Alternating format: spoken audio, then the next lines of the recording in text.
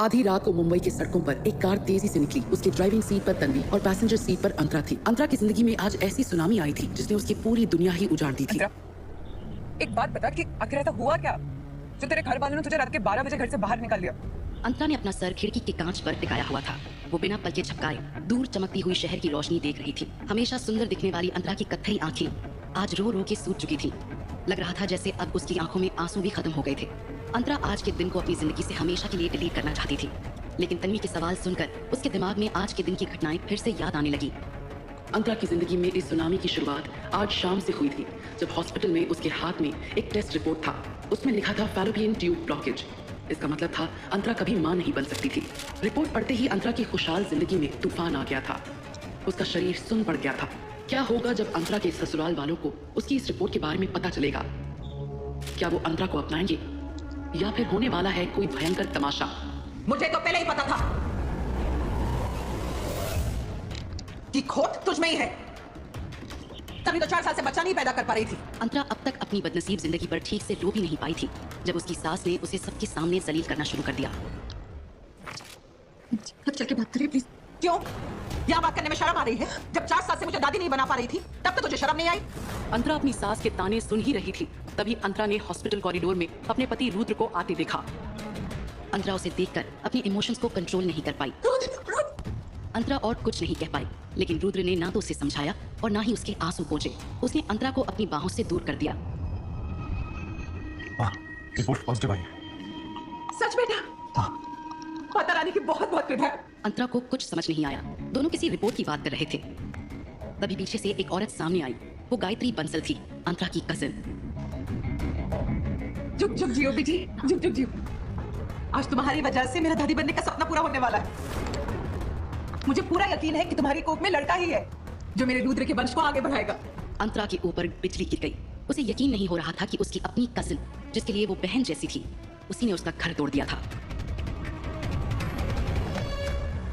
खबरदार तुमने गायत्री को हाथ भी लगाया तो वो मां है मेरे होने वाले बच्चे की। अंतरा के दिमाग में एक और धक्का लगा। रुद्र भी उसके लिए उतना ही जिम्मेदार था। तुम दोनों का फिर कब से चल रहा है? ये जानने का हक तुम्हें किसने दिया? हमारे परिवार के मामलों में दखल देने की जरूरत नहीं है। मैं आपके परिवार का हिस्सा नहीं। तू कभी हमारे परिवार का हिस्सा थी ही नहीं।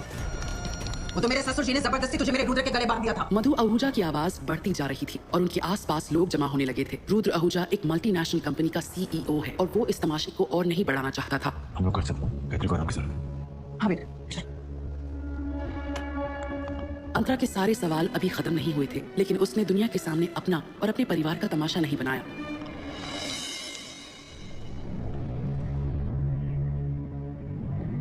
रुद्र, मधु और गायत्री गाड़ी में बैठ चुके थे। अंतरा भी गाड़ी के पास आई, लेकिन रुद्र ने उसे रोक दिया। गाड़ी में जगह नहीं है, तुम टैक्सी ले लो। वो क्या है ना, गायत्री के लिए थोड़ा सफोकेटिंग हो जाएगा। सॉरी अंतरा दीदी, वो क्या है ना, डॉक्टर ने कहा है कि प्रेगनेंसी की शुरुआत में थोड़ा रिस्की होता है और रुद्र कोई चांस नहीं लेना चाहते। प्लीज आप बुरा मत मानना। गायत्री की बात सुनकर अंतरा समझ चुकी थी कि रुद्र और उसकी सास मधु ने उसे ठुकराकर गायत्री को अपना लिया है। ये देखकर अंतरा को बड़ा धक्का लगा। अंतरा हॉस्पिटल के पार्किंग लॉट से बाहर आई। वो अपनी सास के साथ हॉस्पिटल आई थी, इसलिए उसके पास टैक्सी के पैसे नहीं थे। उस वजह से उसने घर की तरफ चलना शुरू कर दिया। अंतरा हाउसवाइफ थी और उसे अपने पास पैसे रखने की इजाजत नहीं थी। यहाँ तक कि घर का सामान लेने के लिए भी अंतरा को अपनी सास मधु से पैसे मांगने पड़ते थे।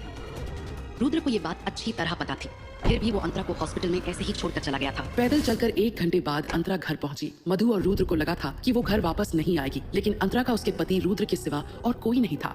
वो जाती भी तो कहाँ जाती? तुझ में कोई लाज शर्म है कि नहीं? तुझसे कहा था ना कि इस घर में तेरे लिए कोई जगह नहीं है। अम्मी आप रहने दीजिए, इससे मैं बात करता हूँ। बेबी मैं भी है।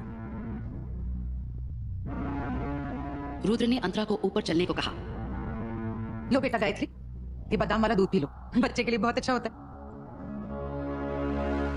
4 साल की शादी में वो दोनों शायद ही कभी एक साथ बेडरूम में रहे होंगे, क्योंकि रात में ज्यादातर रुद्र स्टडी रूम में ही सोता था और अंतरा बेडरूम में। अपनी शर्तें बताओ। क्या? डाइवोर्स करने के लिए तुम्हें कितने पैसे चाहिए? पैसों के लिए शादी करी थी ना तुमने उनसे। रुद्र की बात सुनकर अंतरा हक्की बक्की रह गई।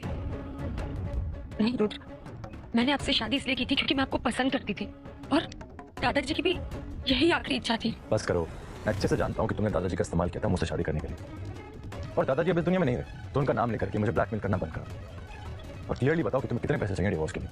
अंतरा को यकीन नहीं हो रहा था कि उसकी शादी खत्म होने जा रही थी। रुद्र की बातें सुनकर उसकी आंखों से आंसू निकल रहे थे, लेकिन वो बह नहीं पा रहे थे, मानो उसकी आंखों में जम गए हों। क्या कीमत है तुम्हारी? रुद्र, तुम 4 साल में भी मुझे बिल्कुल नहीं समझ पाए। बार बार पूछने पर भी अंतरा जवाब नहीं दे रही थी, इसलिए रुद्र ने चिढ़कर अपनी चेकबुक निकाली और एक चेक पर अंतरा का नाम लिखने लगा।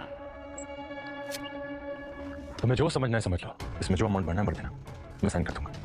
और हाँ, का फैमिली कोर्ट पहुंचाना, डिवोर्स का प्रोसीजर करना है। अंतरा को लगा जैसे उस दरवाजे के साथ रुद्र के दिल का दरवाजा भी उसके लिए हमेशा के लिए बंद हो गया हो। पैरों के पास पड़ा चेक उसने उठाया। वो 8 बाय 3 इंच का कागज उसकी शादी खत्म करने का फरमान था।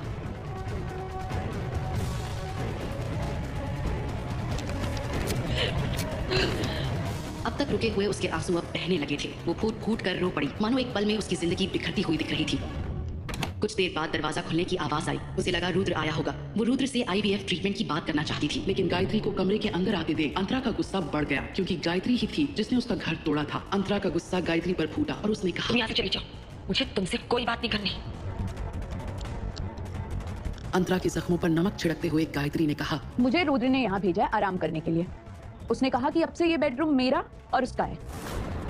तुमसे डिवोर्स होने के बाद वो मुझसे शादी कर लेगा। गायत्री की बात सुनकर अंतरा हैरानी से उसकी तरफ देखने लगी। दिखने में तो वो बिल्कुल पहले वाली गायत्री थी, लेकिन उसका रवैया और स्वभाव से लग रहा था कि वो कोई और ही है। इसमें इतना शौक होने की क्या बात है अंतरा? तुम्हारे ना तो खानदान का पता है, ना ही तुम ढंग से पढ़ी लिखी हो। तुम कभी भी रुद्र के लायक ही नहीं थी, इसलिए जल्दी से जल्दी तुम्हें रुद्र से दूर हो जाना चाहिए।